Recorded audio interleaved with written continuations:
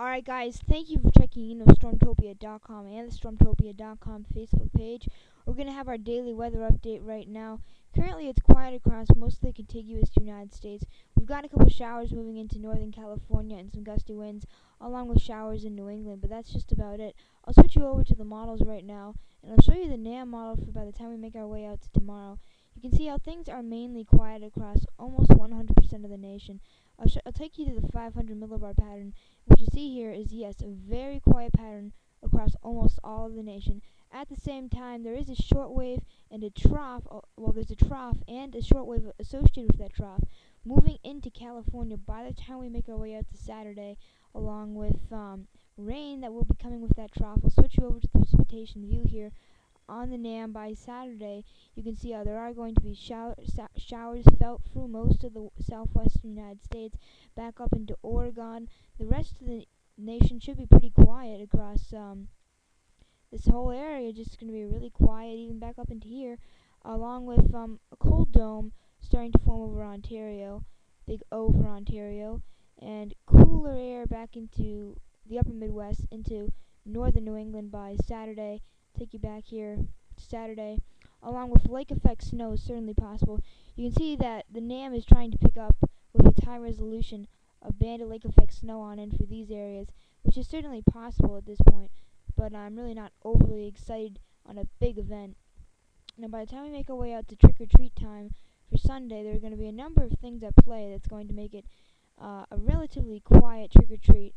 There's going to be a big ridge and relatively warm conditions for almost all of the nation through these areas, and I think that there will be some rain showers on downsloping of the Black Hills, along with a disturbance, not really necessarily a big wave, and there won't be much of a reinforcing cold front, just some showers across the Pacific Northwest, along with that cold dome that we were tracking on Saturday. Well, by Sunday it's a little bit more defined across most of the Northeast, with even cooler conditions, so possible for snow showers and really a cold Halloween. Time to bundle up for the eastern Great Lakes into New England, along with the upper Midwest, whereas the west of the country should stay relatively quiet. Now, by the time we make our way out to Monday, cool air will continue to filter into the rest of New England, which is no change, and it will continue to be quiet for almost the rest of the nation. The only change is that there's going to be a more significant storm coming back into western Washington state, which will cause strong gusty winds and heavy rain. Not looking for much of a damage threat, but that's just it. We're also starting to see a storm starting to form back into these areas.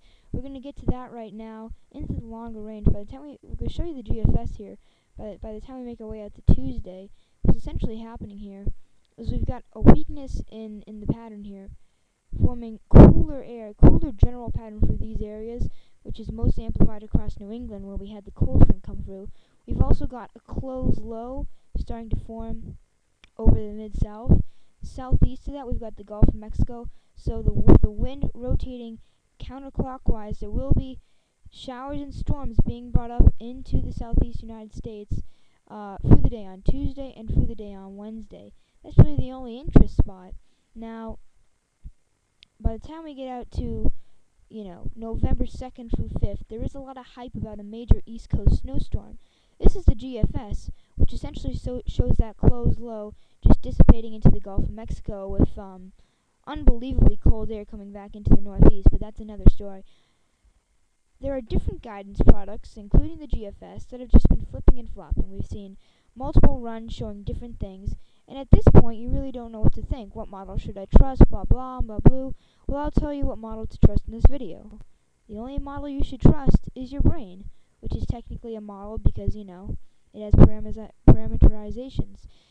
The models that we use in the government are not accurate this far out. This is the European Ensemble model, which essentially I think does a good job explaining the pattern, in that we got major warmth through central North America. We're talking from Mexico to central United States to up into Canada. Now, east, weakness in the pattern, cooler air that's going to want to dig into the Northeast, and occasionally when we see that weakness in the pattern, if we get a trough coming in that's a little bit more amplified, then it brings these lows in the southeast in the Gulf of Mexico through the southeast and they bring them offshore of New England, which is what the Euro Ensemble wants to show. We'll have to see what happens and if it's right and all that stuff and all those variables which will get determined through time.